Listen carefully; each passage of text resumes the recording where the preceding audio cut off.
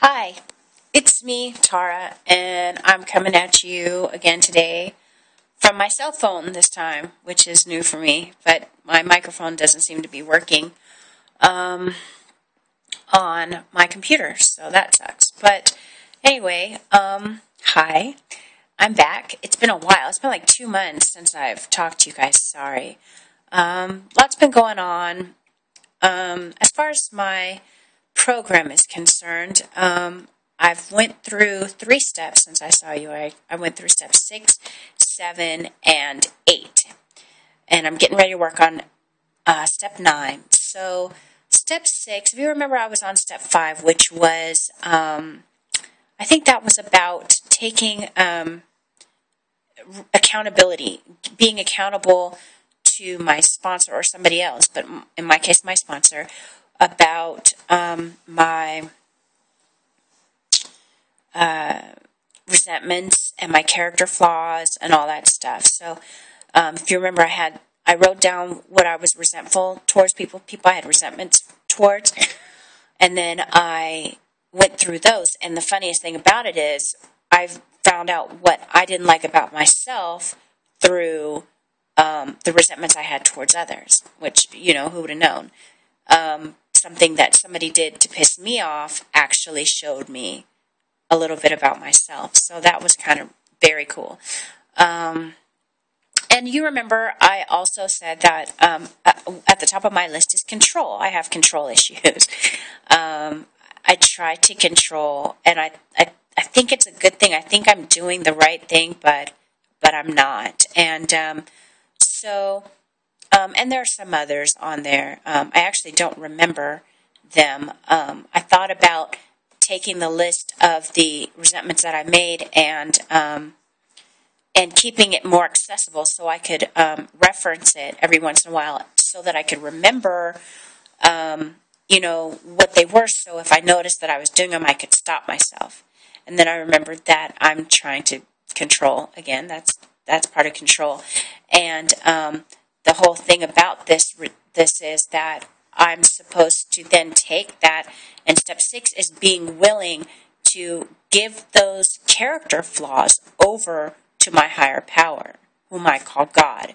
And so I need to be 100% ready to surrender those character flaws into the hands of God, getting rid of them myself, out of my control. So obviously, if I make a list, then I'm not giving them over. I'm actually concreting them down and holding on to them. So I didn't do that. But anyway, so that's what it was. So that took a lot of prayer and thought and just getting myself grounded and ready for that. So step 6, when I was, and then I had achieved step 6. And then step 7 was to say a prayer and to actually do that, actually give it over to God. And so, I think they do have a prayer in there, and I think I said that prayer with my sponsor. But it's the prayer that they have. It doesn't matter the words that they say, that they have written down. I believe as long as I express to God what I want, which is, as long as I'm doing that, as long as I'm giving it over to God, like the step says, then I am achieving that step. And more importantly than just achieving the step is I'm making some progress, and I'm actually, I think it is a good thing to give things over to God. When I take things out of the hands of God is when things start to fall apart, I've noticed. So, I have good intentions, but I'm not God. But God is in me. So as long as I allow the God in me some room to move, then I'm good, But and so that's what that's about. So that's that. So I did step 6 and 7. Then steps 8 and 9. Step 8 was about people that I feel like I have harmed.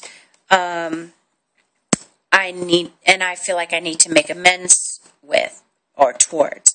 So I made a list of people, and I think there are 3 people on my list, 3 or 4, that I really feel like I need to make amends towards. And so then I had to talk that over with my sponsor. So it's actually, letting her know who they are and blah, blah, blah. And so step 9 is actually contacting those people and making amends. That's the part that I haven't done yet. I'm thinking about doing that this weekend, but I really want to pray about what to say, how to say it. I think it would be a good thing to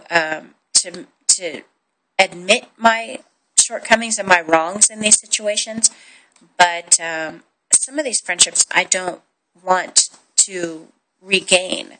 I don't want them to think that I'm trying to reconcile with them.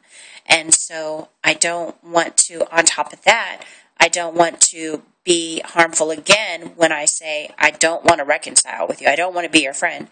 That can come off kind of wrong. So I just want to let them know. I think I can think of one person in particular that I believe she already feels pretty down on herself most of the time. So I believe that if I can tell her that I was wrong.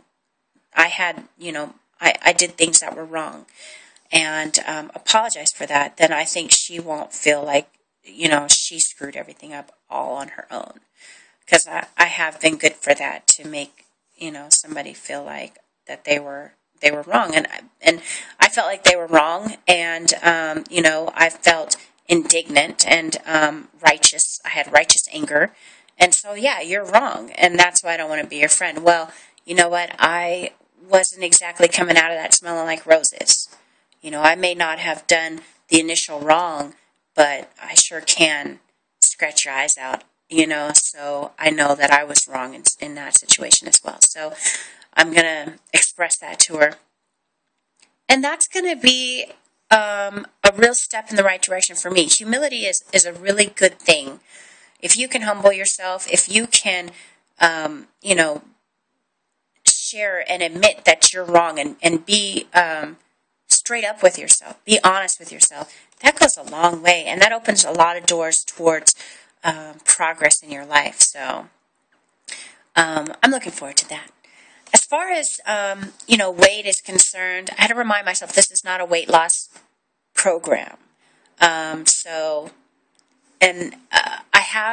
I've gone all up and down the 220s. I've been from low to high this month. So I don't know. But the good thing is that my eating is better. I'm not, overeating. I've had a time or two where, I did a little bit too much, but then more times than not, I was good with my eating, and not like I had to be, just because I wanted to be. So it is becoming more second nature for me. The gym, I've been going to the gym. I just came from the gym, as a matter of fact. The first time without my friend, so that's kind of a off scale or off program victory for me. And then what else? I'm working now, and so I feel like I can bust through the 220s and get into the teens, and then I'll bounce around the teens for a while. But as long as I'm making progress, I'm happy with it.